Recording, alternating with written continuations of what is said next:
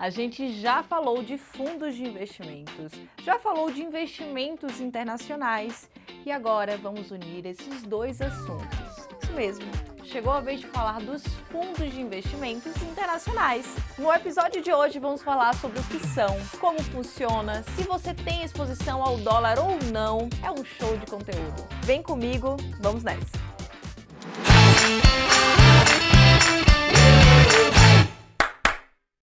Sejam todos muito que bem-vindos ao Investimentos às Claras. Eu sou a Clara Sodré e a minha função por aqui é facilitar a sua vida, te ajudando a entender o mercado financeiro, que é gigante, mas que oferece excelentes oportunidades.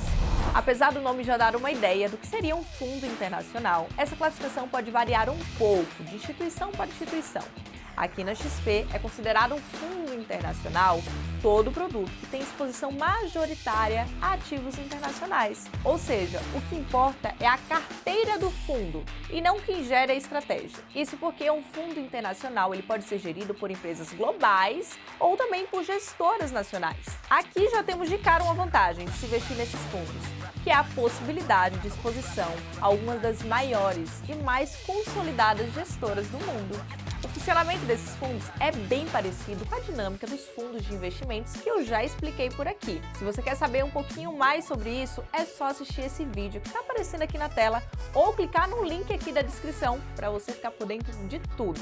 O que muda, na verdade, são algumas questões burocráticas, já que estamos investindo em ativos fora do Brasil. Mas em linhas gerais, para você que vai querer entender um pouquinho mais sobre como vai ser essa rentabilidade, se vai ser de acordo com as oscilações lá fora, se o dólar está no meio, para resumir, pode ser de duas formas, tá? Primeira forma, você aplicar em um fundo e esse fundo que você aplicou, ele vai pegar o seu dinheiro e diretamente lá fora comprar os ativos, ou você vai aplicar nesse fundo, esse fundo vai aplicar em outro veículo, em um outro fundo domiciliado lá no exterior para comprar os ativos. Sim, isso pode acontecer e vai depender das regras de investimentos, da estrutura da gestora, do veículo escolhido, mas para não ficar muito complexo, não existe a melhor opção entre esses dois. Se você pega um fundo que ele compra direto ou ele utiliza um veículo no exterior, você vai precisar olhar tudo aquilo que eu já falei, custos, históricos. Já expliquei aqui como escolher um fundo de investimento. Então, se você quer saber um pouquinho mais, corre lá no canal da Xpeed que tem tudo falando. Mas já que eu falei o nome custos, que é algo que chama a atenção de muitos investidores, quais são os custos dos fundos internacionais? Uma frase muito clichê que já apareceu por aqui e que todo o mercado financeiro vive falando é que não existe almoço grátis. E de fato, você sempre precisa ficar de olho nos custos, que eles estarão lá, de forma direta ou indireta. Eles vão estar lá. Nos fundos internacionais, não muda muito em comparação com os fundos brasileiros. Você vai encontrar ali uma taxa para cobrir os custos mais recorrentes, como a taxa de administração, e uma outra taxa ali que é para cobrar performance. Mas no final das contas, se você compra ali um fundo que compra cotas de outro fundo lá fora, no final das contas você vai precisar somar essas taxas para encontrar o custo total.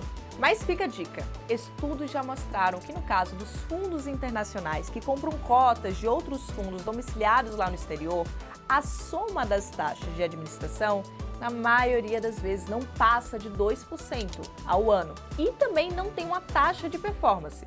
Logo, os produtos eles são mais baratos do que a maioria dos fundos locais, que cobram ali a taxa de administração de 2% ao ano, mais 20% da taxa de performance. Então segura essa dica. Mas a grande pergunta é, e a variação do dólar, como é que fica?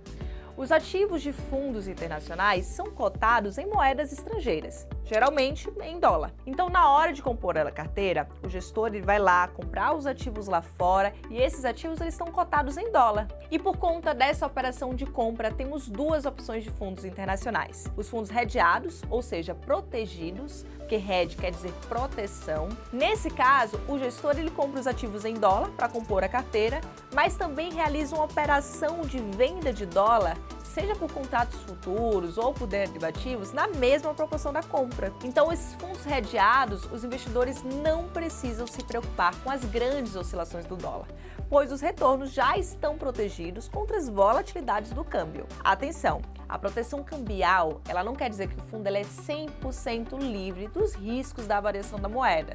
Ele é apenas uma forma de proteger os preços dos ativos do fundo. E aí temos também os fundos que não são hedgeados. É aquele fundo que o gestor ele compra o ativo mais a sua variação em dólar e não faz nenhuma proteção. Ou seja, o investidor ele vai ter exposição dupla, já que vai ter a variação do dólar e também a variação do ativo dentro da carteira do fundo. Ah, mas Clara, qual o melhor? Com ou sem proteção cambial? Menino, se tem um negócio que é difícil prever, esse negócio chama câmbio. Por esse motivo, a determinação da parcela que possui exposição à sua carteira, ela vai depender da sua tolerância a riscos, como é que está a tendência do mercado no momento e no final das contas, a balança ela sempre vai pesar para a diversificação, tanto na hora de colocar ativos internacionais na sua carteira, quanto na hora de se expor ao câmbio. Com ou sem hedge, os fundos internacionais são excelentes oportunidades de diversificação. Então, na hora de colocar ativos na sua carteira, procure sempre um aconselhamento profissional e qualificado para ter certeza de que você está tomando as decisões mais acertadas para o seu perfil e para as suas metas. Mas vem cá, ficou alguma dúvida? Alguma dúvida que eu consiga te ajudar? Deixa aqui nos comentários. E se você ainda não está inscrito no canal, se inscreve, ativa as notificações e já fica ligado no próximo episódio que vamos falar sobre operações em mini contratos de dólar. Você não pode ficar de fora. Até lá!